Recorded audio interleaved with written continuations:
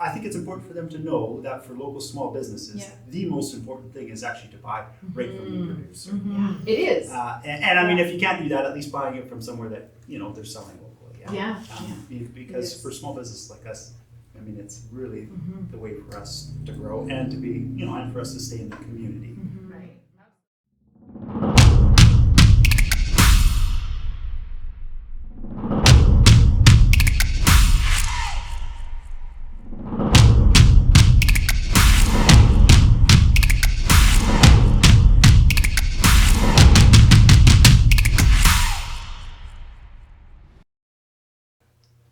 Okay. Hi.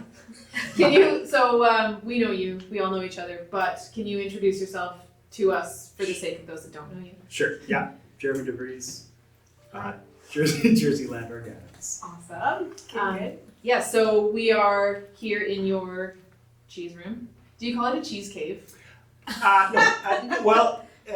No, a cheese cave usually has to do with humidity and stuff like this. So this is just an aging room. Okay. So a cheese cave, There is such a thing. You didn't just Oh, yeah. say yes. No. Yeah, so, That's so lots of times when you're aging cheese in the Yeah. cheese cave, it has to do more with the actual environment that's in there. Right. Okay. I'm digging one at home this summer.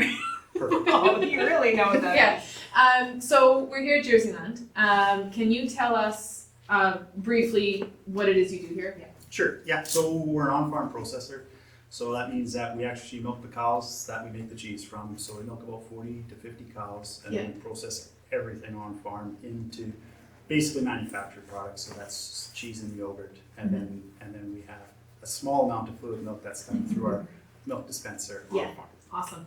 And it's all Jersey cows. 100% Jersey, yes. Jersey cows. Awesome. Why Jersey cows? Talk a little bit about that. Sure, yeah. Okay, so I mean, we live in Grand Forks, it's hot here. Yeah. These cows, they're very well adapted to pasturing in large amounts of heat, which is good. A little different than the Holsteins, which would like to be in the barn. So for us, in a pasture-based system that we have, the Jersey cow's ideal for that. And then the biggest reason is obviously for the butterfat, which is the the cream and the protein. We're not into yields, we're into cheese yields, but we're not into volume production because all of the volume ends up going down the drain anyway. So we want solids. Right. So that's the other big reasons. Jerseys are one of the highest producers of solids of all the dairy breeds. Yeah. So that's the biggest reason. Other than that, they do fit well into a grazing system as well. Yeah. And you're called Jerseyland. And we're called Although I guess which one came first, the Jersey cows or the name? cows first. Yes. Yeah. That makes sense. That's right. Jerseyland, but no cows. Yeah. Did you buy an existing dairy here? Yes. Yeah. Where did you come from? Yeah. So actually, in high school, I worked for him. Okay. Milking cows. Yeah. Wow. That was So pretty neat. we moved up from the coast in '95 from the Fraser Valley where my dad had a dairy farm down there. So obviously I was accustomed to it at the coast. And then we moved up and I always liked dairy farming. Yeah. So a couple of years later, I think I started milking for them when I was 15. And then had the opportunity to buy them out. Awesome. Good for Later you. on. And Keely, your wife, is her family in dairy as well? No. Okay. Met my wife in Grand Forks. Yeah, okay. This was the only dairy in Grand Forks. Yeah. So, I married the girl just down the road. Good for you. I see your product on store shelves here. Used to be Bilo. Bilo has closed down, and we've lamented the loss of Bilo in previous interviews with people. Great. A kind of a devastating blow to local producers. Yeah, for sure. Not just dairy, but produce, and even the Dukapur grain mill. Everything has really suffered because of that. But you are in the Save on Foods. Now, are local restaurants and things using your product? Yeah, for sure. I mean, we can always have a greater presence locally. I mean, there's no doubt about that. But we get great local support.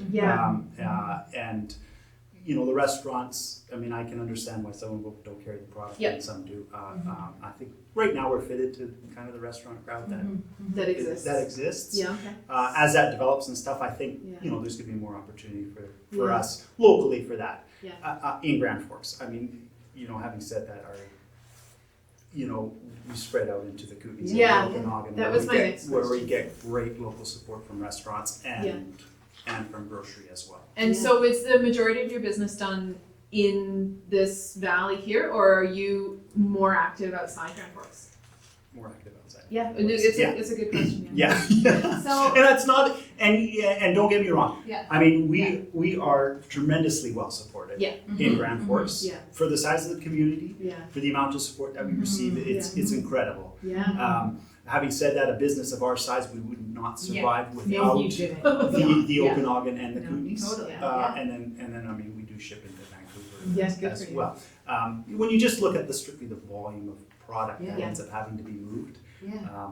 This is a lot of cheese, right? This Yeah, is like- a lot of cheese. Yeah, I mean, like this room holds, I think, 24 tons of cheese. Incredible. And we're looking at it about 2/3 full. right? Yeah, it's not nearly where it should be yet. Yeah. But I mean, Yeah. and And it probably as spring ebbs and comes, flows. and as the grass comes too and the cows grow up, Yeah. more milk starts flowing too. So Yeah. I mean, that's always exciting for us to move into that season. So are you trying to increase local business, or do you feel like you've reached the threshold?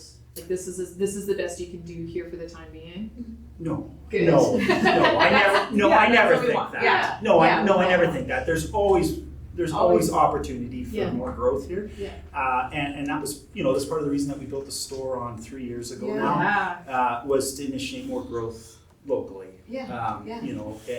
And which it's done every part of for It's us. been so cool. Yeah. The store has been such a great addition, and I know, like, again, with the loss of Bilo, Mhm. really well timed, Right, because yes. you couldn't have seen Yeah. that coming, but we come here for a lot of the things we used to go to Bilo for. Yeah, and thankfully Danny, was able to talk to Keely too and just say, hey, these are Here's some of the some things things that that- we carry Yeah. locally Oh, that that's were, very cool. well received. So, Yeah. So that worked out. That's awesome. And I love when businesses and places say we proudly, like, we've got Jerseyland cheese and Right. they market it. Yes. What does that mean for you guys when a business or a person, but let's say especially like a business, what does that mean for Jerseyland when they proudly carry your cheese and Yeah. put it in their stuff? Like, I mean, they get a gold star. yeah, exactly. Jeremy loves them. No, it's great. I mean, it really is. Yeah. I mean, and I don't know the right words past. I mean, you feel like you're appreciated, Yeah. and sometimes as a business you need to be recognized. I don't need to be put on a pedestal, but it's nice to be appreciated for what you're doing. Yeah. And it's not Keely or myself. It's the products that it's Yeah. nice to get Yeah. appreciated on. Yeah. That you're making a quality product that people are proud to put on their menu, Yeah. especially on the local side. It's Was this what you imagined it would be? When you bought a dairy at whatever you were, like 24. 24. When you bought a dairy at 24, was it also Long time ago. were they producing the cheese and everything? Yeah, yeah, yeah. So it was. Yeah, this so already we existed? So we were so we had a 600 liter wood vat that we Wow. started. Do you still have it? No. Oh, no, rats. no, that we started with, Yeah. and we were probably at least I think we were about a third of the size that Yeah. we are now. Wow, because you have really and- expanded. Yeah, and it's not. I don't know if we. It's hard to say how it all. But I mean, Yeah. we get more milk and all sorts of things that Yeah. way. Yeah. But yeah, we started small, and then it's nice to grow into it. Yeah. We didn't want any big, Mm-hmm. a big jumps. It's easy for us this way. Yeah, To manage absolutely. And Yeah. I think you're the first business that we've spoken to that actually has a payroll. Oh, You're employing Yeah, local talk about people how- as well, How so many people are on staff here? I can count for you. yeah, but I think there's 5 in the Approximately. cheese plant. Those Yeah. are the 5 I can. 5 and remember. then there's Employee. 2 full time on the Farm farm. Yeah. Yeah. Wow. Wow. And that doesn't include you and Keely Yes. and the kids that get. That's right. worked in, That so- that's right. Yeah. good. Volunteer labor. Yeah.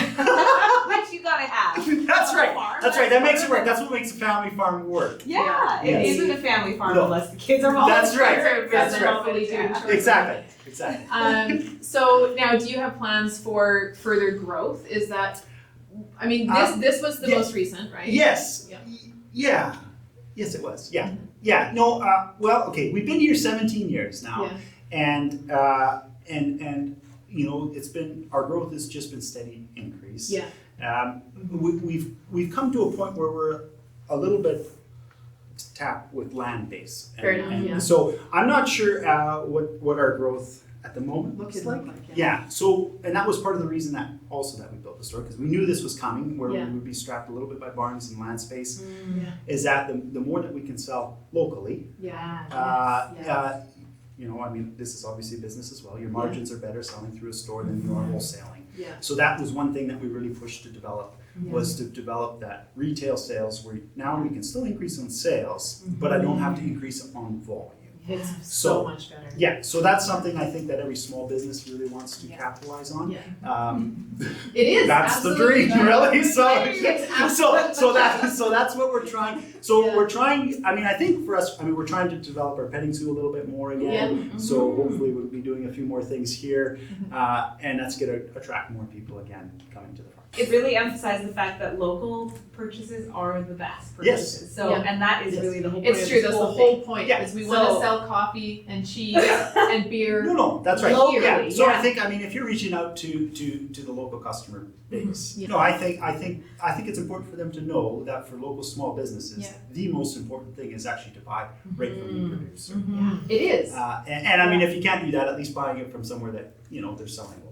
Yeah, Because It is. for small businesses like us, I mean, it's really the way for us to grow and to be, you know, and for us to stay in the community. Right, absolutely. It's this thing that we keep touching on, is the notion of the circular economy, where I spend money with you, Right, yes. you spend money with me, we both spend money with Tiff, Yeah. and Tiff spends money with me. Yeah, yeah, no, exactly.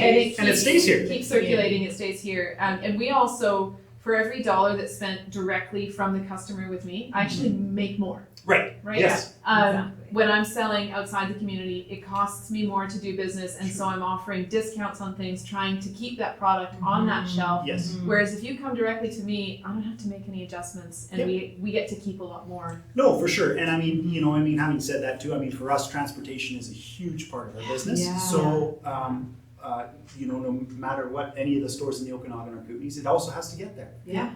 And that's that all it takes costs time for and- small business to get it there, Yeah. and for you with your coffee. It's huge. Shipping has gone up. I don't know for yeah, you, but yeah, by for 100%. Yeah, it's crazy how much shipping's gone up. And I mean, that's so, and that's for us too. I mean, the more inputs and stuff that we can buy locally, the better, Yeah. because of transportation. So. Has your organic certification been an added degree of difficulty in purchasing local inputs? Yeah, it gets challenging. And the other big challenge with us is because we're a federally inspected plant, those inputs we have to have certain records that come with them. Yeah. So Yeah. that becomes a bit of a That's challenge. challenging in That's itself. very Yeah. challenging Yeah. for us on Yeah, that side. absolutely. But everything you do is organic. Yes, everything that we do. And local to And- Grand Forks. yeah. That's Yeah. amazing. That's First incredible.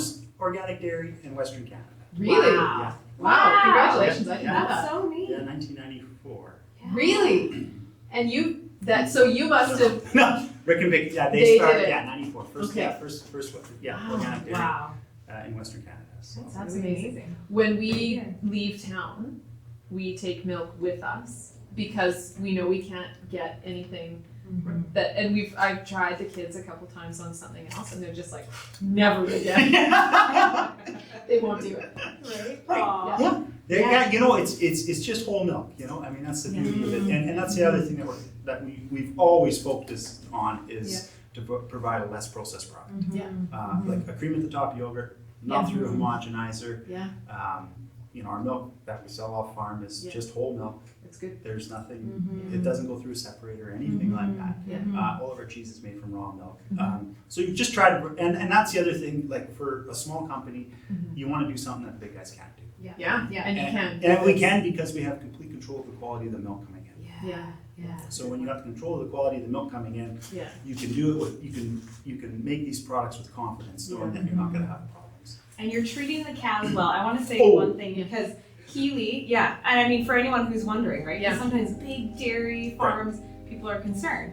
I remember Keeley saying one time that I think some vet or someone was here and they made a comment that you probably get this all the time, but she mentioned that they made a comment and said, "Wow, these cows are really, really well cared for," and you could tell, and he was impressed. Yeah.